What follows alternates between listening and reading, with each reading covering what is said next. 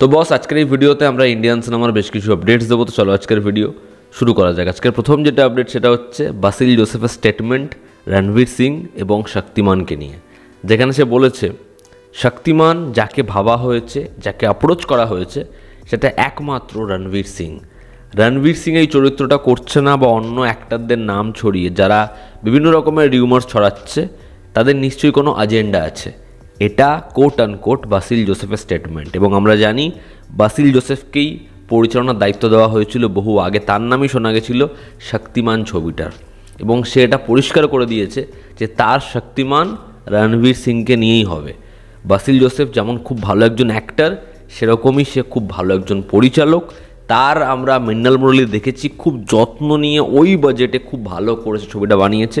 আমার দৃঢ় বিশ্বাস সে যদি শক্তিমান বানায় রণবীর সিংকে ব্যাপক ওয়েতে প্রেজেন্টও করবে এবং খুব ভালো মতো বানাবেও। তো দেখার বাসিল জোসেফ এবং রণবীর সিংয়ের কোলাবোরেশন হয় কেমন।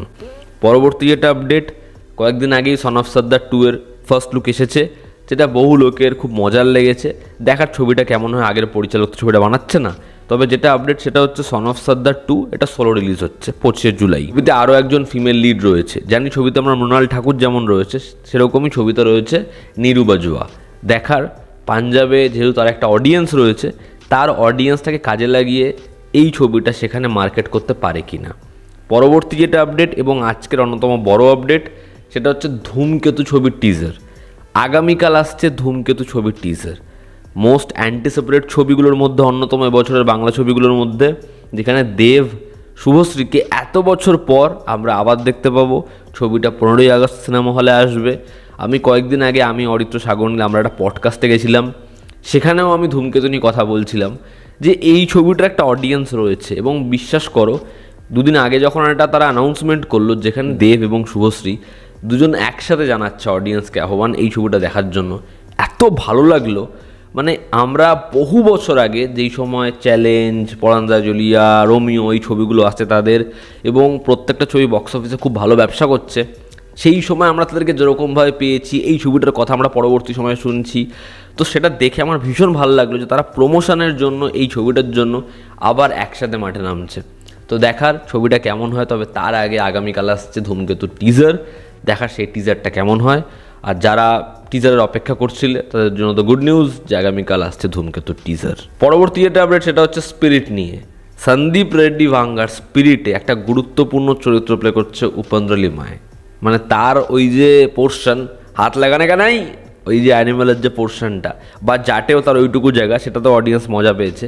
তো সে ফিচার করছে স্পিরিটে তার একটা গুরুত্বপূর্ণ পোর্শন রয়েছে এবং তার কাজে খুব স্যাটিসফাই সন্দীপ রেড্ডি ভাঙ্গা।